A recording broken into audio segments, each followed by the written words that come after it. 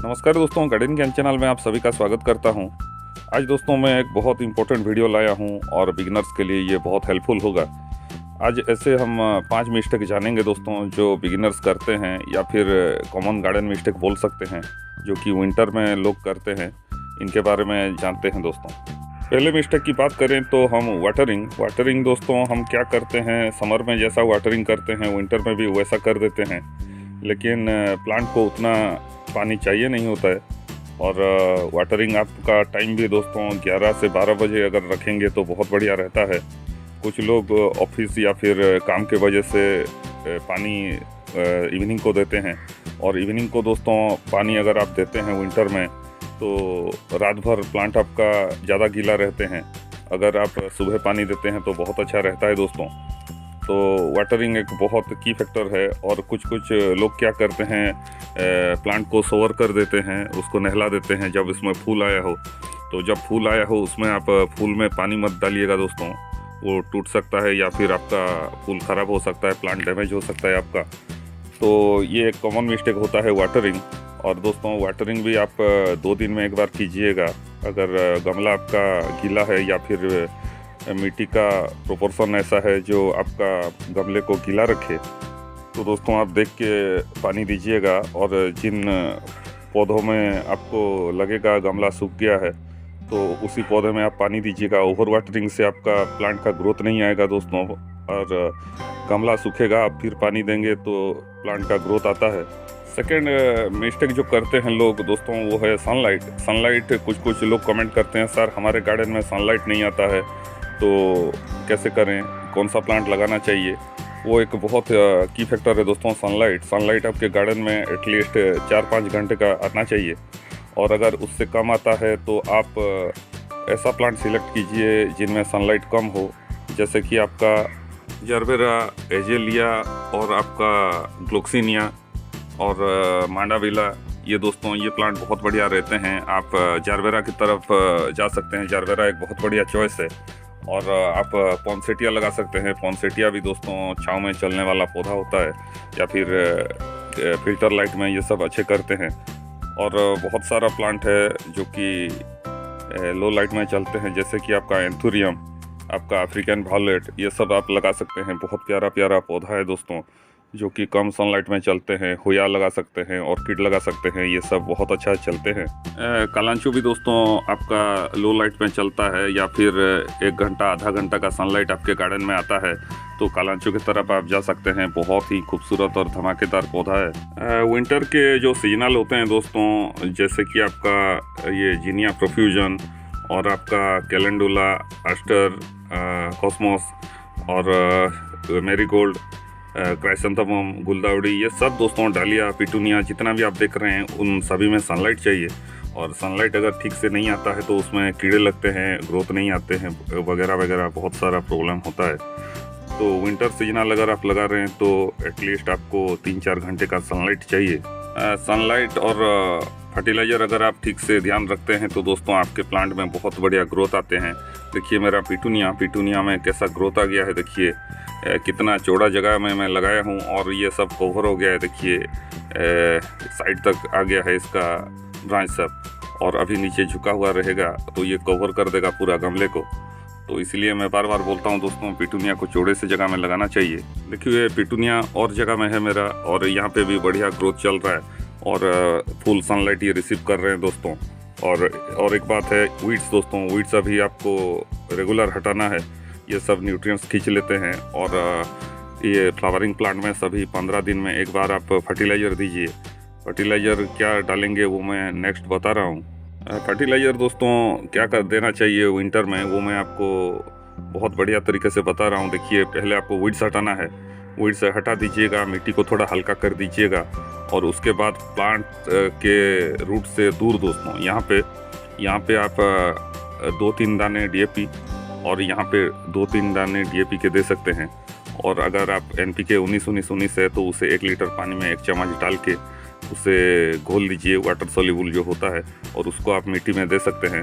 और foliar spray सब plant में ज़रूरत नहीं होता है। बहुत सारे लोग पूछते हैं फोलियर स्प्रे भी करना है क्या। फोलियर स्प्रे आप कर सकते हैं लेकिन लाइट डोज, 1 लीटर पानी में आधा चम्मच लेके आप स्प्रे कर सकते हैं, लेकिन वो ऑप्शनल है। रूट में देंगे तो आप वो प्लांट रिसीव कर लेगा। और एक फर्टिलाइज़र है दोस्तों, बहुत सस्ता लेकिन बढ़िया फर्टिलाइज़र, वो है mustard cake liquid. Mustard cake liquid देखिए मैं डालिया में डाला था और इसका ग्रोथ देखिए दोस्तों बहुत ज़बरदस्त आया है।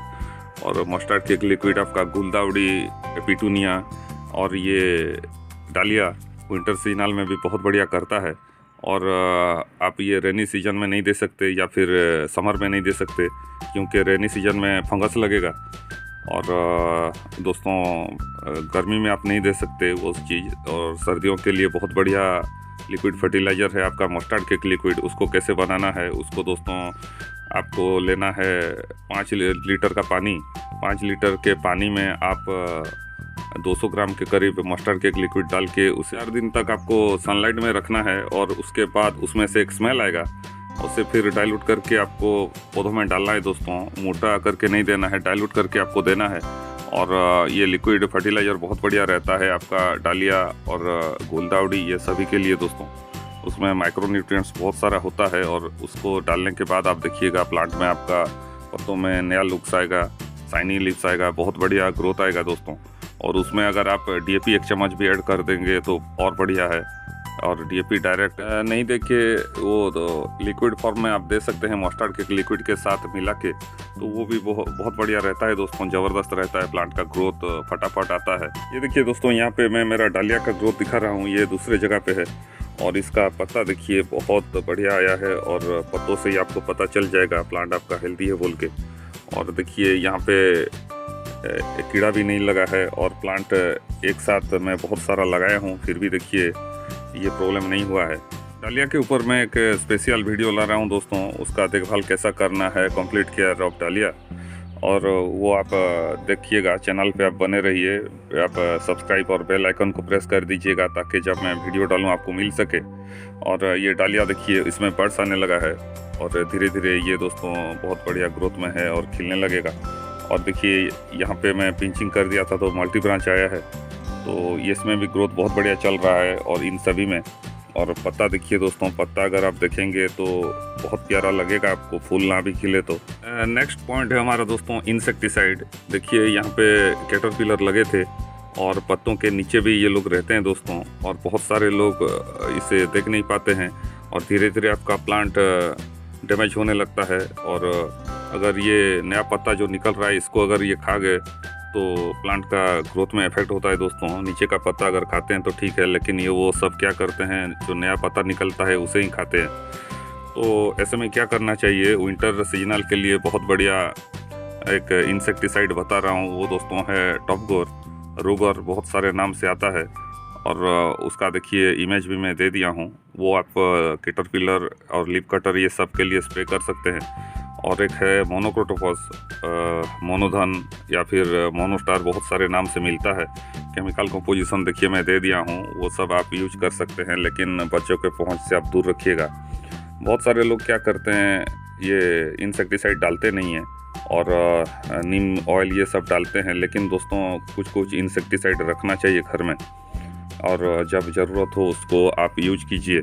और दोस्तों ये सब ज़रूरी हो जाता है क्योंकि जब आपके पास बहुत सारा प्लांट रहता है, देखिए मैं दिखाता हूँ आपको, देखिए इतना सारा प्लांट जब रहता है आपके पास तो आप इंसेक्ट को कंट्रोल नहीं कर सकते। तो इसमें से बहुत सारे प्लांट में कीड़े लगते हैं, तो जब आप ये सब स्प्रे कर देते हैं वीकली एक बार, तो ये सब चले जाते हैं दोस्तों और प्लांट आपका हेल्थी रहता है। देखिए के बाद मैं बताना चाहूँगा सुपर सोनाटा अगर आपके एरिया में मिलता है, या फिर कैम बोल के एक आता है दोस्तों, वो सब ऑर्गेनिक इंसेक्टिसाइड और पेस्टिसाइड हैं, वो आप डाल सकते हैं अगर आप केमिकल की तरफ जाना नहीं चाहते हैं। तो देखिए इसमें कैसा लीफ कटर लगा था, प्लांट को डैमेज कर दिया था पूरा, लेकिन अभी इसमें कुछ नहीं है और प्लांट का ग्रोथ फिर से वापस आ गया है। पांचवा और आखिरी मिस्टेक मैं बता रहा हूँ दोस्तों, वो सब है आपका जिस प्लांट का आपका सीजन नहीं है, जैसे कि आपका एडेनियम और ये प्लूमेरिया, ये सब अभी फ्लावरिंग कर रहे हैं, लेकिन देखिए इनका ऑफ सीजन है। तो जिस प्लांट का ऑफ सीजन है उसमें आप प्रूनिंग या फिर फर्टिलाइज़र मत दीजिए। अगर फर्टिलाइज़र आप उसमें देते हैं तो प्लांट का ग्रोथ तो नहीं आएगा और प्लांट डोरमांसी में रहेगा और उसके लिए हानिकारक ये होगा।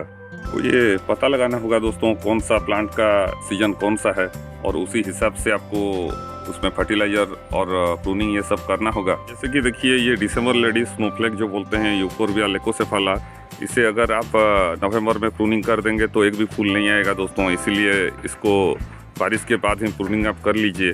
और अभी देखिए इसका फ्लावरिंग सीजन है, तो उसमें अगर आप कुछ फर्टिलाइज़र दे देते हैं तो जम के फूल आता है।